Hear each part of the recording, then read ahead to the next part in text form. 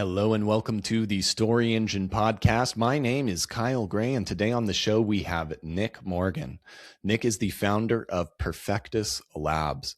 It is an AI-powered agency and company that is building tools for entrepreneurs and creators just like you to help you get better results and free up more time to be human with artificial intelligence. I've seen a lot of people talk about scale and power and all of these things with AI, but Nick's perspective I find to be very, very refreshing on how to get the most from artificial intelligence and allow you to serve your clients better, serve your potential prospects better, and live a better life. So we're going to be exploring Nick's story with that today on the show. Nick Morgan, welcome to the Story Engine podcast. Well, Kyle, thanks for having me. I'm so excited to be here. You have been somebody I've really been looking forward to interview since we met at Flight Club a few months back. But before we dive into the nerdy stuff, tell us a little bit about who you are and how you're showing up in the world today. Yeah, so I'm the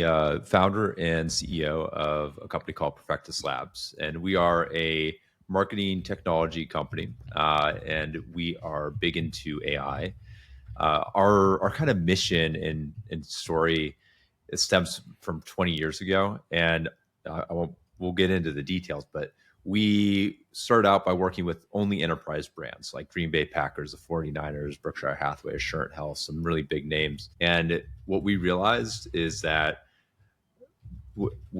those enterprise brands had these playbooks that were only accessible to those brands. And so a few years ago, we started Perfectus to take those systems and playbooks and systematize and engineer them to be able to offer those strategies to small and medium-sized businesses. And so that allowed us to build, but then 2022 happened where AI became available. And we took AI and created two programs, one called Cognos SEO, which is an AI and SEO optimization tool that helps people's websites rank on those engines. And then what we're really known for is a program called Book Solid.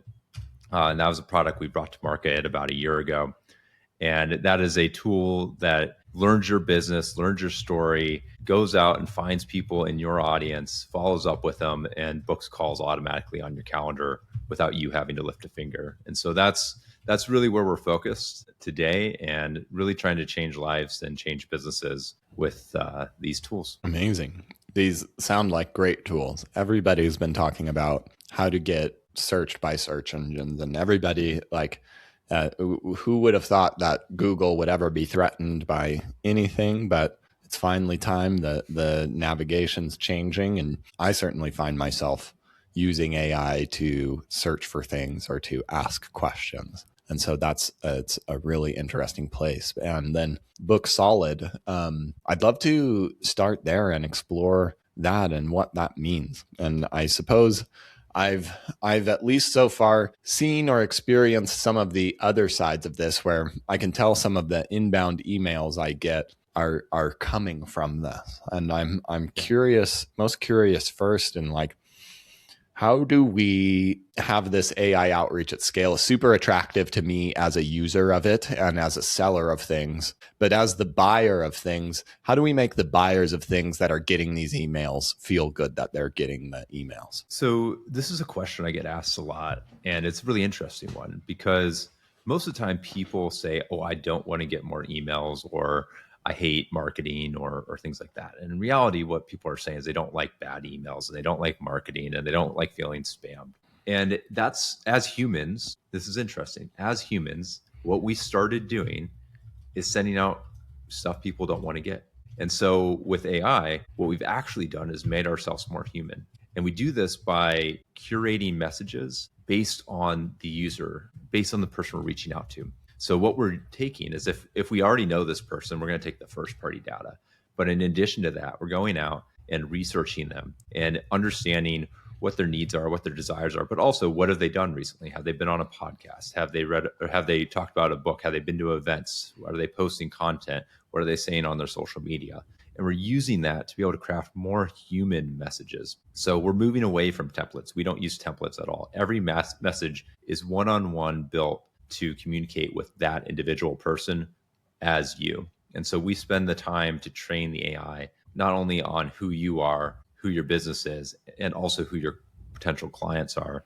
And we take that and we really make it realistic, feel more human, no templates. And that's changed the game. And we can see this in the data that we get. The average email, like main inbox email placement, the average for any email, marketing email that's going out is about 58%. When you use these tailored strategies that are one-to-one, we end up in the main inbox 98% of the time. So that's a 69% increase from the human sent messages that are going out. And we're able to really send messages that people want to get and want to respond to. In some cases, we see as high as a 34% response rate, like of people actually replying to the emails, asking questions, engaging with them. And you're lucky to get that kind of even open rate when it comes to traditional email marketing when it's done by a human. That's hopeful in a lot of ways. There's a lot of gloom and doom about AI is going to make a dead internet where robots are just talking to each other and nobody's actually going to be doing anything. This reminds me of, well, there's the golden rule, which is treat other people the way you would want to be treated. But there's like the upgraded version. I don't know if anybody's coined this. I'm planting my flag on this, but the platinum rule of treat people the way they would want to be treated. Send them the email they would want to get, which sounds obvious and simple. But if I have 6,000 or 60,000 or 600,000 people, that's a lot of thinking that I can't figure out how to make it nice for every single one.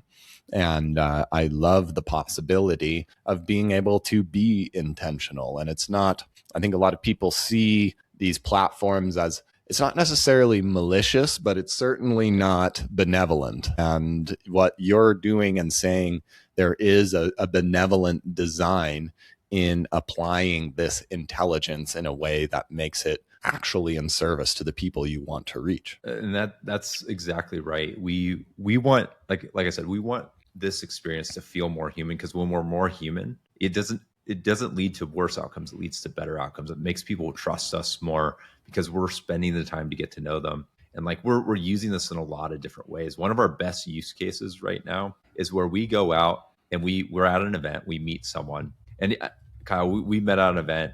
You know this. It is hard to stay on top of people post-event. Like you have to send texts, you got to remember, you get busy, you forget to book, all these things happen. And one of the best use cases is we meet people at events, and we have a lot of clients doing this. They meet people at events, whether they're an exhibitor, whether they're putting on an event, or they're just attending an event. They take that information and we put that into our system with a couple of notes about what we talked about with each person. And the AI will automatically follow up with them and touch base. It'll connect with them on LinkedIn. It can send a WhatsApp message. It can send an email and build that relationship and move it forward, even when we get busy and time goes by. So like when we do that, we see, people booking calls at 40%, 50%. And in some cases, we've seen 60% of people that you meet at events that go through the system will ultimately end up booking calls with you. And, I personally have never seen that when I've done the text messages and follow-ups myself. I don't know about you, Kyle, but 60% was like when I got that result for the first time, it blew me away, because it is hard to stay on top of that type of communication. Really the thing that I've learned, because I feel the particular pain of this, and I'm somebody who invests heavily in events because I believe that being in person is really powerful, and I haven't invested in other things as much. But like if I have to get something on the calendar while they're right in front of me before they leave, otherwise like that's all happening. But this is really good news. And there's also another experience that I have where these events are very often like a slot machine somehow, where I've paid a lot of money to be in a room, and there's lots of qualified people in here, but they're not all great for me. Maybe 20% of them are really good. But I sit at a table kind of randomly. Maybe I know one person and they're my friend. And like there's this kind of like we're looking around and we're kind of feeling it out and trying to find the person. But for no fault or flaw of my own, the very best people at this event I may never talk to. not because I don't want to or not looking for them and I'm not doing all the right things, but there's like, I can only go deep if I have 3 days with a handful of these people. And if I go deep with a handful of these people, and then some of them, they may not be a fit. And so it's a very high risk, high reward. And I don't have full control over that. And simply having this system that understands and sends the messages and anticipates, it leaves it, I haven't even like had it yet, but I just have an experience of feeling safer and being more taken care of in these investments. And I can actually probably be more present at the events with people and be more human, knowing that this system is taking care of me. Yeah. Yeah. That's right. And it feels great knowing that. Back in the day when I first started my last several businesses, like when I was going out and getting clients, I'd go to these events. And then after the event, I would spend 4 to 6 hours a day following up with people. And it was just crazy. I mean, we got good results. We grew really fast doing that. But spending that kind of time to get the results just really like was hard to manage. As you became more successful, you couldn't keep doing that. And so like part of the reason we built out this solution was to solve that specific problem. And then we found more and more use cases for well beyond that. But it was kind of the impetus for what we ended up building. Mm-hmm. So hearing a couple of things and just like reflecting on my own experience, and I imagine you have great answers for this based on everything that you've said, of trying to understand what the real problems of your ideal clients are. And something that I'm hearing is like, there are so many demands that are required to be in business and be successful that it's hard to be human. And I want to be kind and thoughtful in every single interaction. But if I really put the quality that I think all of those truly deserve, then, you know, I'll never leave my room. It'll be that.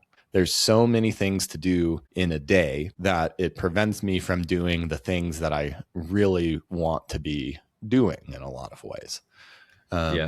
What are other problems that you see and sense in these people? Yeah. So I'd layer on top of that, not just being able to do them, but what typically happens when you run out of time to be able to do them, you still do them. You just don't do them as well. And so that in and of itself, those are big problems. But beyond that, the main reason that we take these actions, whether you're doing it with AI, whether you're doing it with yourself, is to get people to move forward and take the next action. Now, this could be a motivation because you're doing a webinar and you want to get more people that don't take action on the webinar to take action on the webinar. And so let's say you get 10% of people you talk to take action on the webinar. The other 90%, maybe you've got a few templated emails that are going out, but you're not getting a large percentage of them coming back. It's the persistence and genuine relationship building that the AI is going to do that will help to get a high percentage of those people to book follow-up calls with you. Or, ads are expensive nowadays. Traditional acquisition is much more difficult than what it used to be. And so going into even our cold prospecting, like especially in our B2B space, we're able to go out, find people that are in market, reach out to them, come up with hooks and reasons to start that conversation and use that as even an acquisition source. So we can go on both sides of that same coin. We want to create those more human interactions in these traditional medias to create that overall experience and customer kind of acquisition strategies, whether it's making more from what you already have or finding new opportunities in a way that maybe you hadn't thought of before.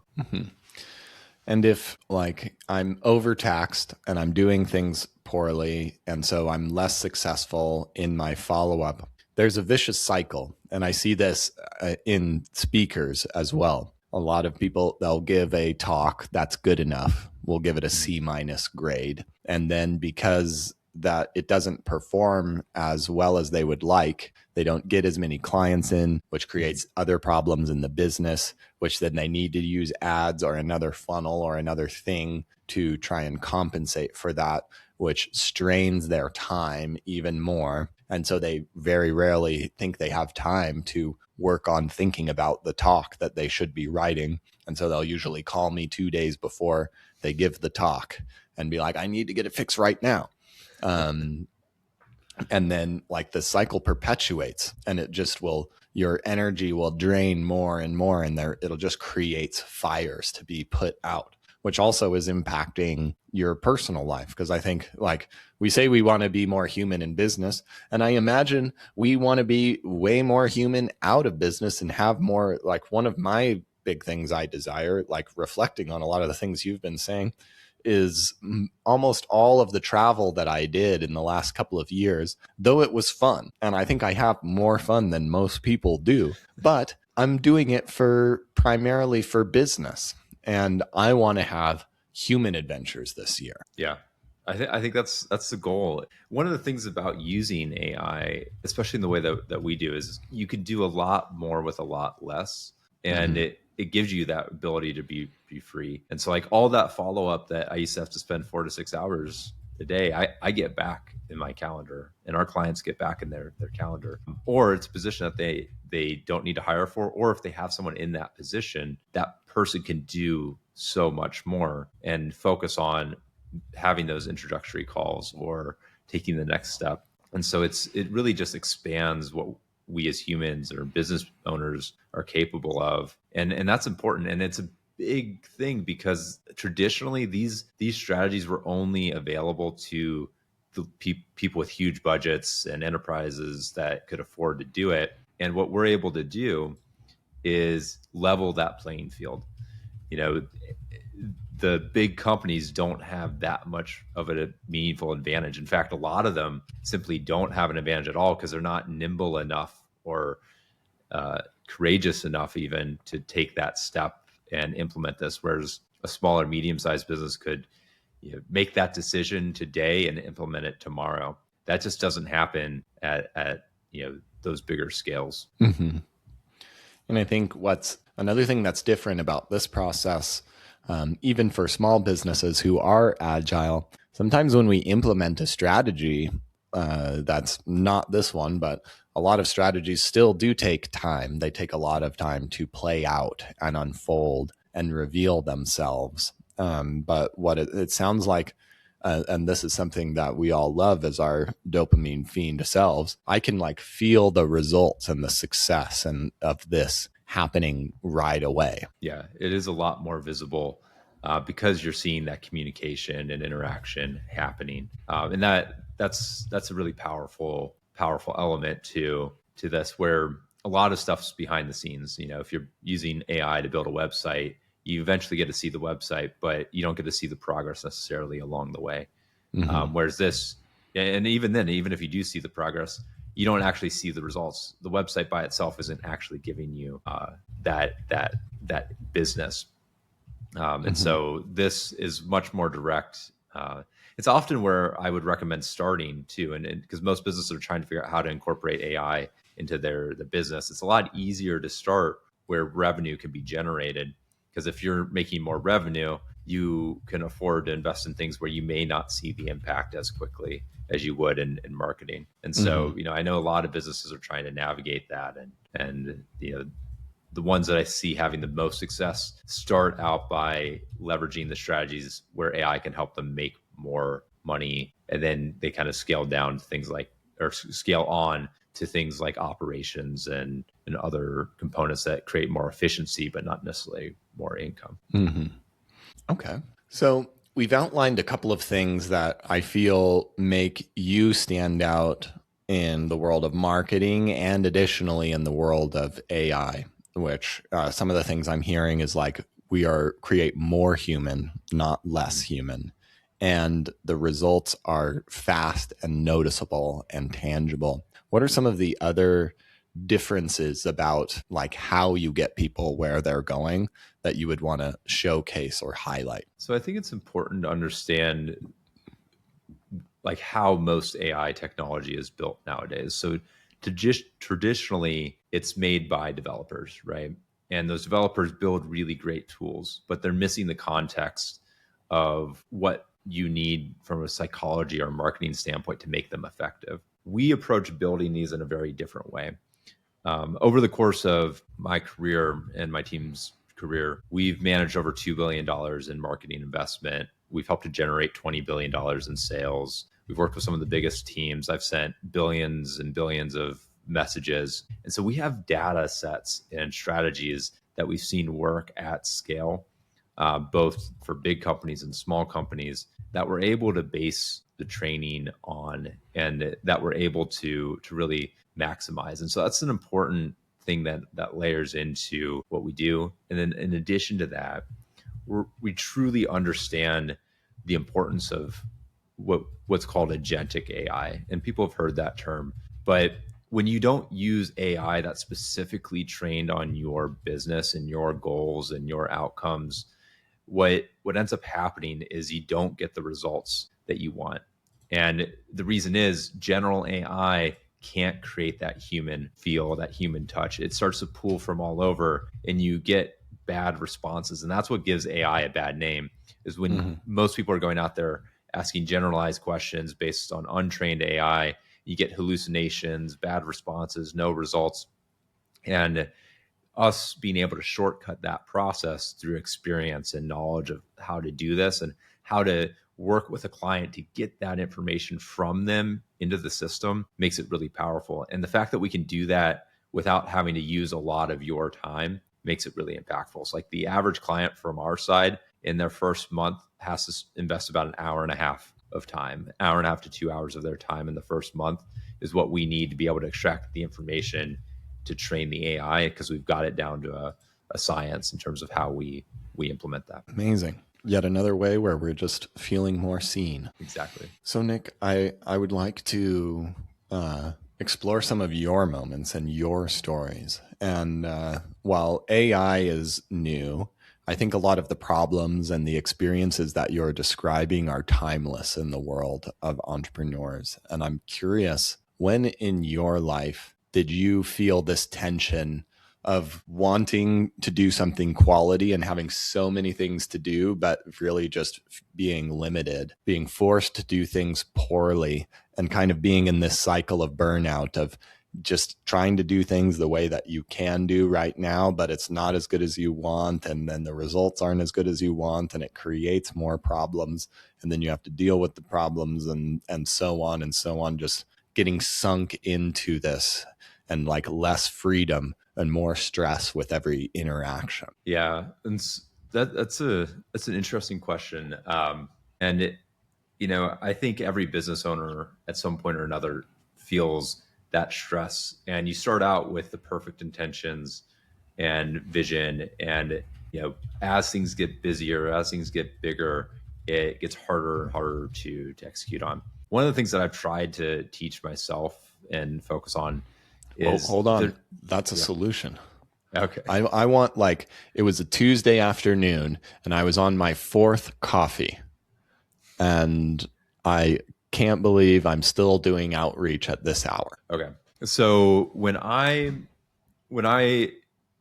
started this new business, which was about 5 years ago, we built a team, brought on some of the best people, and I went to my first event, and we landed, I think, something like 20 clients out of it. And that was great. And what it took, though, was I went to the event, met all these people. I probably met about 100. And it goes back to the days where I was doing the follow-up manually. I'd work all day on the clients that we had. And then at night, I would start scheduling all the follow-ups. And I would spend, basically 6 p.m. to midnight sending out follow-ups and or at least scheduling them so they'd go out at a normal time. But then doing that. And then I would, midnight, I would hop on a call with someone on the other side of the world where the sun's just coming up, and then start having calls with them as well. And that started to become this moment where I realized what we needed was to have a solution, like to not be doing this. I knew that wasn't sustainable, but but I kept doing it for a year. What was happening in your life? Like how, so you started calling somebody at midnight. When did you actually get off work? So I didn't really ever finish working. I eventually just fell asleep, and this At business, your desk? yeah, sometimes. This was crazy times. I started this business during COVID. I'd exited my previous business, started this one during COVID. I was so nervous about what was going to happen, what was allowed, if there was going to be any opportunity in the future. And so I just felt like I needed to do this all myself and work as many hours as I could, because I didn't know what the future was going to look like. I knew that we were getting good results. I knew that we were getting clients. I knew that these strategies were working. But I had to I had to find a way to let go, and that was something that took quite a bit of time to wrap my head around, and do, because for the longest time everything was dependent on me to get it done and to build the business and to get clients and all that, and that was a it was a very tough time. It was a very successful time in the business, but it was a very tough time personally, because I essentially had zero free time at all. Was there any times where you were trying to do some free time things and you just felt guilty or intense, like you couldn't even enjoy them? My free time turned into things that I could do while also working. So for example, I wanted to stay healthy, so I would work out or go on walks. And so I'd go on a 2-hour walk, but I would also make 5 phone calls during that 2 hours. Or I'd work on my phone.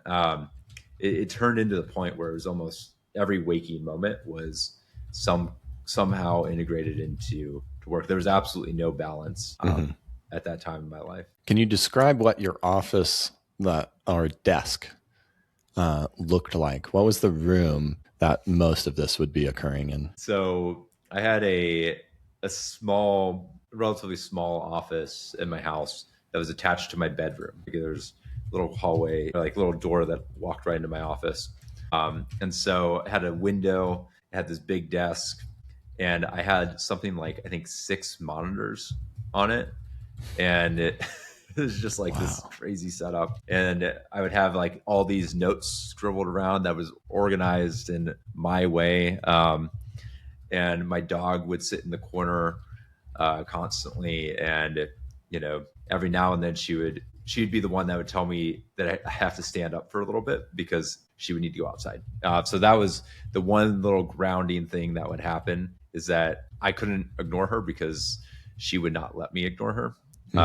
And so she didn't have any words that she could use that I could have a rational conversation with. So she forced me to not always, stay in my office, which helped with a little bit change of scenery. But yeah, it was good. I had a couple of bookshelves with some of my favorite books on them. I still have that over there. But yeah, it was and I spent a lot of time in that office that year. Perfect. I love it. And now, have you had an opposite moment? Maybe in 2025 sometime, did you take a vacation? Did you, what was a really human experience that AI facilitated for you that you were able to have, maybe with your clients or business, or maybe additionally outside of your business? Yeah. So the business has grown a lot since that time. And we've really achieved a lot of what we set out to do. Our initial mission was to take those systems that we created with those big companies and make them accessible. And I feel like that has been done. We're not done with making them even better, but that was one of the things that we set out to do and are currently accomplishing, and just adding more and more ways to make that happen. But what that's allowed, all these systems have allowed, is for me to have a lot more balance in my life. Traveled to London twice this year for fun. We have gotten to the point where I'm mostly out of the day-to-day operations of the business. I had my ops team and management team do really well there and focus on the vision and growth aspects of the business, which is where I've wanted to be. And we're helping a lot of people, and that that's allowed me to focus on building things like, masterminds, running my own or our own events, and providing value in ways that we wouldn't have been able to provide before, because we have systems and processes, and AI has freed up my time where I'm not having to spend 30 hours a week or 36 hours a week, just simply following up with people. And so that's been life changing. It's been a wild year. We've grown a lot, but that growth is only possible because of these tools, and the fact that we've gotten that growth and stability has come from having a good team behind us that is empowered by AI, which is something that I don't know that I could have seen that vision 5 years ago when I was working on through the night trying to get this business launched. Any details? What's one thing you did in London that you loved? Oh, there were so many things. Let's pick one. We went to the Tower. The Tower of London was one of the coolest things, because it was like the original castle that London was built on. And you have this thing in your head about what it's going to be. And then I thought that like London Bridge was going to be like something different, and it turns out that what I thought was London Bridge is actually Tower Bridge. And so like being able to go in there and see all that history and like that culture was just really really rewarding, because I'd been the crazy thing is I'd been to London probably 5 times before that for work, and I had not seen any of the historical sites. I had only gone to London to work. So I went into an office or a building or a hotel. I might go to dinner, and then I would leave, because I had to get on to whatever was next. And this time I actually got to enjoy the sights. I got to see the Tower of London. I got to see the countryside. I drove up to see like Scotland and some of like the historic sites, heritage sites around the UK. And so it was just so powerful to just be able to explore and see that stuff. That, and I found out how much I loved little London pubs. That just find them super charming in a way that I don't find bars in America charming. Yeah, makes sense. Are you ready to hear your story? I am. I woke up at my desk, keyboard imprinted on my forehead, and I see a Zoom call still on the line that I fell asleep on the night before. 6 monitors are glowing in front of me, notes scribbled everywhere. And I think to myself, well, at least I don't have to waste any time getting to my desk, and I get back to work. This is my life. But it's what's needed. Everything in my business right now is dependent on me. COVID's just happened. I'm not sure what the future holds or where the future's going. And all I know is that if I slow down even for a second, things might fall apart. There's a quality and a craft to everything that I'm doing, from the follow-up to the systems, and everybody needs me. The way that I have rationalized or justified having fun or free time was doing things that I could be doing while working. When the sun's out, I occasionally try to take some calls while going on long walks, or I'm still on my phone. And while I'm working so hard and so focused, I'm not present anywhere in my life. Sitting at this desk, I can look over to my bedroom, which is a joke of a word to me because it's a place I've hardly used and hardly spent any time in at all. The only tether I have to my humanity, my reality, is my dog will walk up to me and let me know that it's time to get up to let her out every so often. And I can remember just looking up at these screens after one too many times falling asleep at my own desk and telling myself, there's got to be a way to let go. Something has to change. I had no idea what it was at the time, but I set out on a journey to figure out something better. I needed systems and processes that would free me up and create work and quality that was more human, not less. I wanted things that would allow me freedom to do what I was really good at and really brilliant at in my work, and also free up time so I could enjoy other things. There was so much demand and so much pressure on me that I needed something that would immediately show me results in the sales that I could make in the process so that I could feel good. And I needed tools that were built with me in mind, because I had seen so many people promising the world with their newfangled gadgets and ideas and systems that were really meant to serve gigantic brands, or was designed by somebody who never really knew what it was like to be an entrepreneur or to be a marketer. Now, this would take a few years and a lot of costly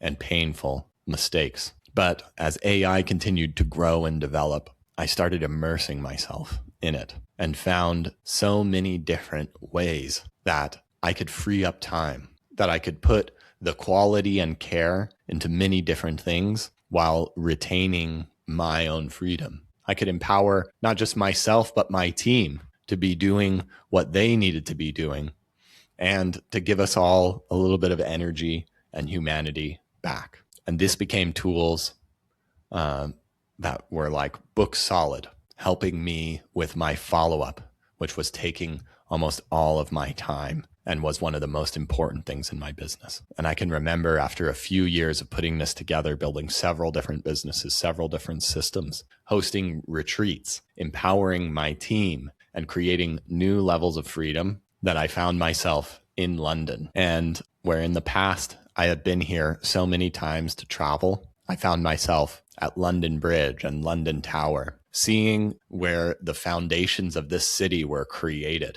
enjoying charming little pubs in the holes in the walls, seeing Scotland. I'd been here so many times before, but I never had an instant or a breath to see anything historical. And now I'm doing it, and I see little messages in my phone, knowing that my operations and my team are all empowered and doing everything what we need, and everything's right on track. And they're all feeling good too. So I could finally be present and enjoy myself. I'm not just enjoying my life more, but I'm making a bigger impact in everyone that I'm working with. And today, I want to show you exactly how our tools and our systems and our processes can get you out of that cycle of burnout that seems to be required for most people. And I'm going to show you a better way today. Wow, that's great. That was fantastic.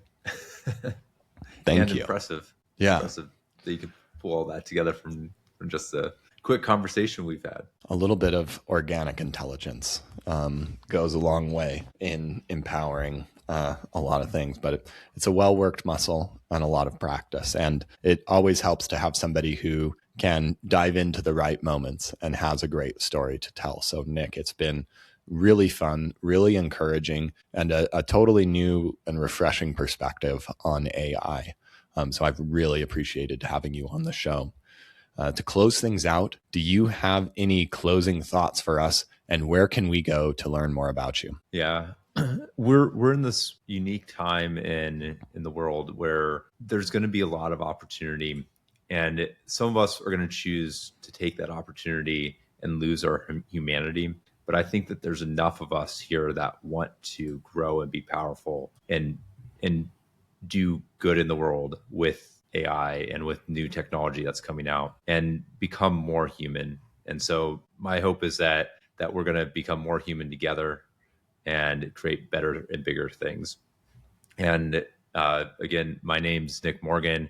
If you want to find anything out about me or my company, you can visit us at perfectuslabs.com. You can also find me on LinkedIn. And so, Kyle, it's been an absolute pleasure being on the show today. And I am excited to see many more of your shows and see where all this goes. Nick Morgan, thank you so much for joining us on the Story Engine podcast.